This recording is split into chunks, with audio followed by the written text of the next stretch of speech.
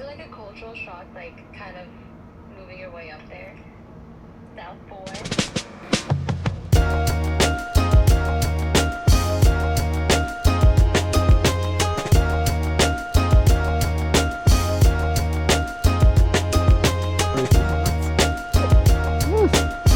I just want to say y'all are awful human beings.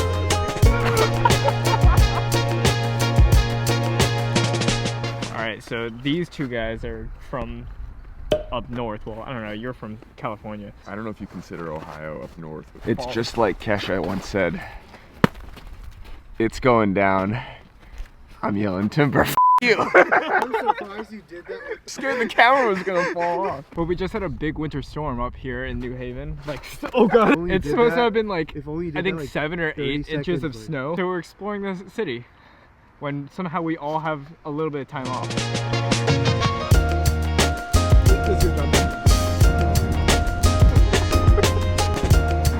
Just say you're oh god, that's too.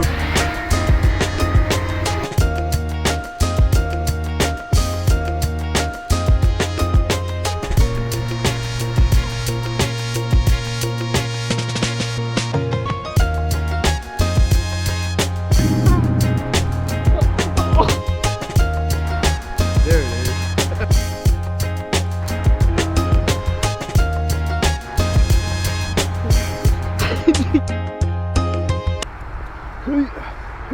Oh shit. Oh shit. Wait, did you accidentally flick the Yeah. I thought it was on standby, my bad. I don't know where this camera is pointing for this level, but there's a drone coming in to attack us, courtesy of Sam. Tell your parents you love them. Yeah, there's a lot happening. If I could title a book about intern year of residency, it would literally be titled, There's a Lot Going On. Because there is. The schedule is super jam-packed, and there's not a lot of time for having fun and getting out of the house, which means when there is time, we try to enjoy it as much as we can and get involved as much as we can in the community. With that being said, I know there are a lot of people who are just about to match into your residency of choice, which is gonna be so much fun. Looking forward to seeing all the stories. But I wanted to give you guys a preview and breakdown of what the schedule is like as an anesthesia intern if you're doing a categorical year. Obviously they vary by program, and I can tell you the schedule about mine at Yale, but it's pretty similar across the board. So let me break it down. Also, the biggest shout out to my new favorite scrub cap. Sumana is an artist we connected over Instagram. This is actually a pre-order sample. It's like the This Is Fine Dog in the Burning Room, but like make it anesthesia.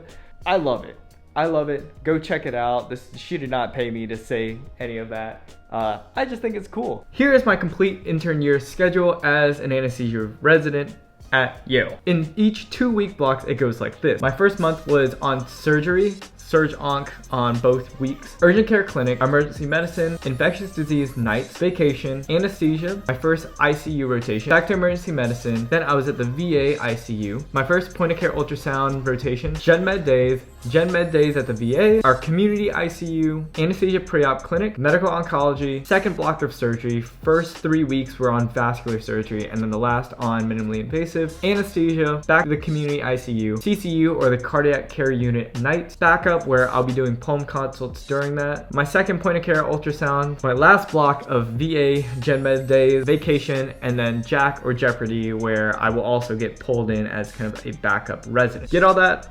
If not, it's on screen. But for specialties like PM&R, dermatology, ophthalmology, and radiology, it definitely feels like we're kind of mercenaries for hire throughout the year, simply because you don't spend a lot of time with your home program. Your intern year is definitely set up based on the program that you're at, but in total, let me just break it down for you. It's 2 months of surgery for me, 2 months of gen med, 2 months of critical care, 1 month of emergency medicine, 1 month of outpatient clinic, 1 month of point of care ultrasound, 1 month of backup or Jeopardy or elective, and then 1 month of anesthesia. Just 1 month of the entire year. And then 1 month of vacation because like my program actually cares about me. And that's how Yale is set up, which I think is a fairly well-rounded intern year. But definitely the abbreviated time with my home program and my co-residents makes those little blocks that you're in anesthesia and I guess the next 3 years that much sweeter. And as you can probably tell as maybe the 4th year looking into your potential future, there's a lot, and it's a huge transition jump between a 4th year med student to being an intern physician. As a brand new intern resident, you're going to be called upon to make a lot of quick fire decisions that you wouldn't have made as a medical student even if you were on a sub-internship. And a lot of those decisions are going to be in these really weird schedules, which I will talk about in a second. But a nice way to feel comfortable in those situations where you're alone and you have to make a decision is having a nice pocket resource guide that could at least point you in the right direction before you call your chief or senior to order a pain medication that rhymes with Mylamol. So before I get into kind of the day-to-day schedule on some of these rotations, I want to give a quick shout out to the sponsor of today's video, Amboss, a long-time supporter of this channel and a resource that is on my phone all the time still as a resident doctor. You may know Amboss for its world-class question banks and medical school board exam test prep, but what if I told you Amboss's knowledge bank has evolved just as I have to make the transition from med school to residency much easier. Amboss is one of the most comprehensive point-of-care evidence-based resources I've ever found, and I've been using it since my early days in medical school. But now as a resident, Amboss's new features like clinical pathways, med dosing and clinical score calculators, and clinical skills demonstrations have helped to be a pocket guide for the new and occasionally overwhelming situations that residency puts you in. Whether you are paged to respond to a code in the NICU, admit a patient with neutropenic fever, or troubleshoot mechanical ventilator settings in the middle of the night, Amboss's new clinical pathways help give you real-time clinical decision support when oftentimes you will be the first doc to be called to a situation. Need to quickly look up dosing and potential drug interactions? Find the information quickly and concisely in your pocket no matter where you are on the wards. And now, an evolving chapter of Amboss includes clinical skills to help you learn some of the small tasks you may be asked to perform and interpret, like point-of-care ultrasound at bedside, or help secure lines and drains that either you or a consulting service place for one of your patients. All these features and so much more is what makes Amboss a consistent tool on my phone from medical school to residency. To try these tools and support your clinical experience, use the link in the description to get 10% off your Amboss subscription. Again, use the link in the description to get 10% off Amboss's incredible platform and to integrate it into your daily workflow as a clinician no matter where you are. And if you're an incoming resident, hope you give Amboss a try and keep it in your pocket at all times. So in one of my last videos, I got a comment asking me to break down kind of the work hours of each rotation, so let's do that by rotation category. For the general medicine day rotations, you are guaranteed 12-hour days, having to take sign out from the night team at 6:30 in the morning and sign out to the night team at 6:30 in the afternoon. Weeks are either 6 on and 1 off, or 12 straight and 2 days off, so likely 72-hour work weeks in a minimum. At the VA, you take Q4 call, meaning you are the admitting team to take all the admissions from the emergency department or transfers out of the ICU for the hospital.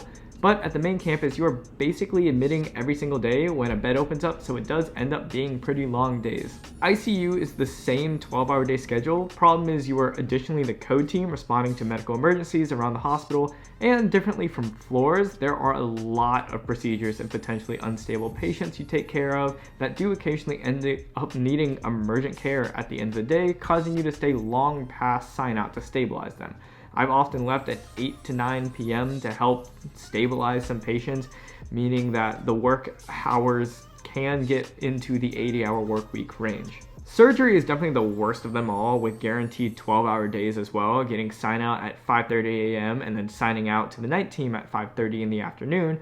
But additionally, depending on the service you are taking, 24-hour call where you stay and are the lone intern cross-covering multiple surgery services admitted patients. So you would do an entire 12-hour day and stay for the rest of the night into the morning and still round or go to conference, meaning those days easily turn into 28 to 30-hour days. Good thing is the next day is post-call, meaning you don't come in, but depending on the service you're on, you could be on Q2 call, meaning that you do one of those 28-hour days, go home, sleep for a few hours, and then you come right back the very next day to do it all over again. These are the rotations that get all the way up to 80 to 90 hours, which I've definitely done a few times. And thank God I'm done with all my surgery rotations at this point in the year.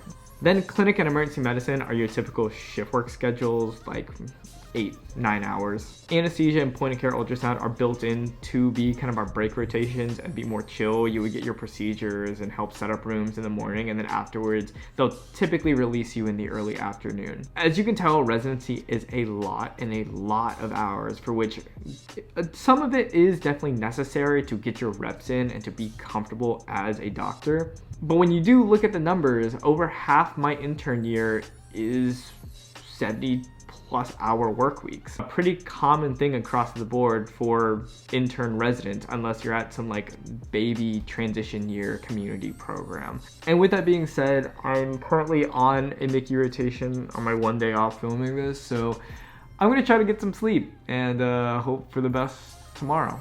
Okay. So this is my first day off in like 2 weeks.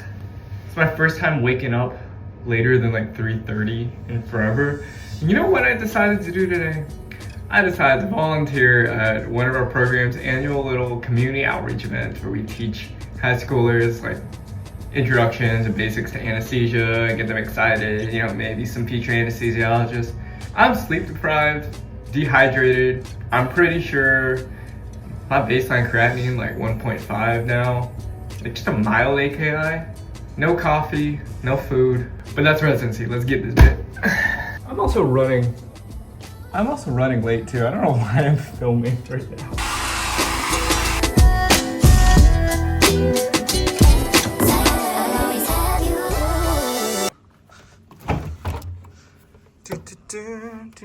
Aha, yes. On the go.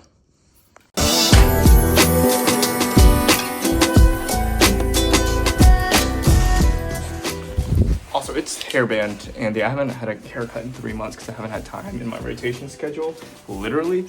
So, hairband, Andy. It's getting long. I need like a little trim. Probably on the to-do list this week. Anyways, let's go. Ted Lasso believes, son. I missed. We're gonna have a good day. It's so cold outside. Oh, God.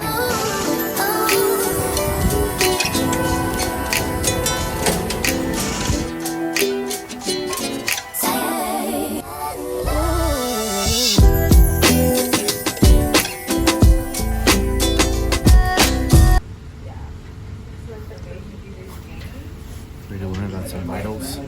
Yeah. Oh, apparently we're gonna teach them how to use an EKG. You know how to do a 12 lead? Huh? You know how to do a 12 lead? I think I've done it like once or twice. Oh my God, you still have it.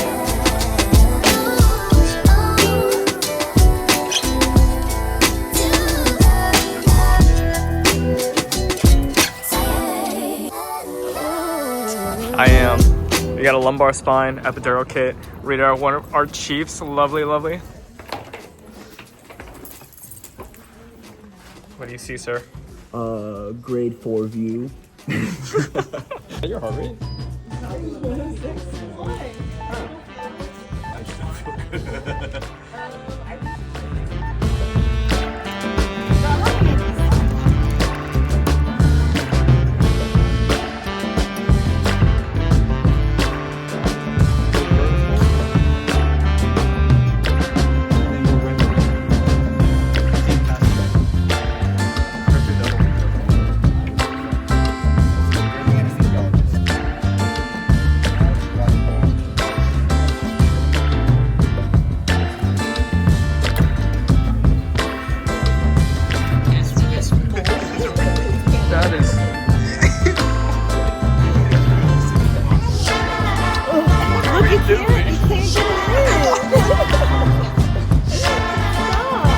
It is so much easier to intubate humans than mannequins, I'm telling you.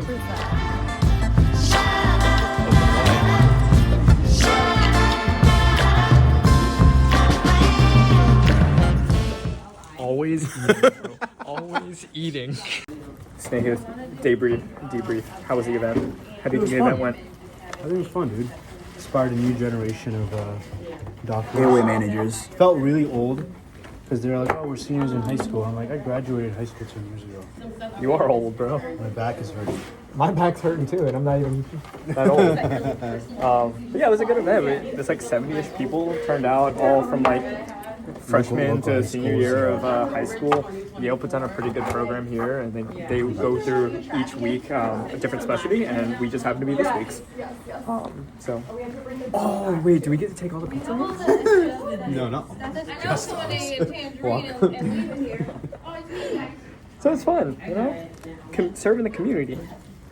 convincing some people to go anesthesia instead of I think other anesthesia specialties. is one of those specialties that you get such little exposure to, even through medical school. So I think for high school students to kind of understand a little bit about the scope of anesthesia is pretty cool for them. And hopefully we convince at least one person to join the wonderful world of anesthesiology. That's him, not me. I just say some motivational things. Our reward for all our hard work. Inspiring the next generation. This is what we doing on our day off. Our days off. Like, come on, We're guys. still here. Still in the freaking hospital. Well, that was kind of fun though. It was fun. It was a good time. I feel like these are like the things that like actually feel like home, Yeah. not discharge summaries. Discharge summaries suck. Ref 34, don't know her. W10, what even is that? Who? W10, who? No, but it was a good time. I think like it reminds me that I miss the anesthesia department. It's a long year without being a part of like our home crew, and so That like we're willing to come on our free weekend to spend time with our actual residents. it's a good reminder of like there's an end goal to intern year, and even though most of our schedule is off service, we do have a home, and I'm really looking forward to it. Right, Steve? Oh yeah, dude. I was just when you said end of intern year, I was like, trying to calculate how many months left, and I was like, there's no point. No It point. ends. It ends. Eventually, it ends. It ends at some point. Oh look, that's cool.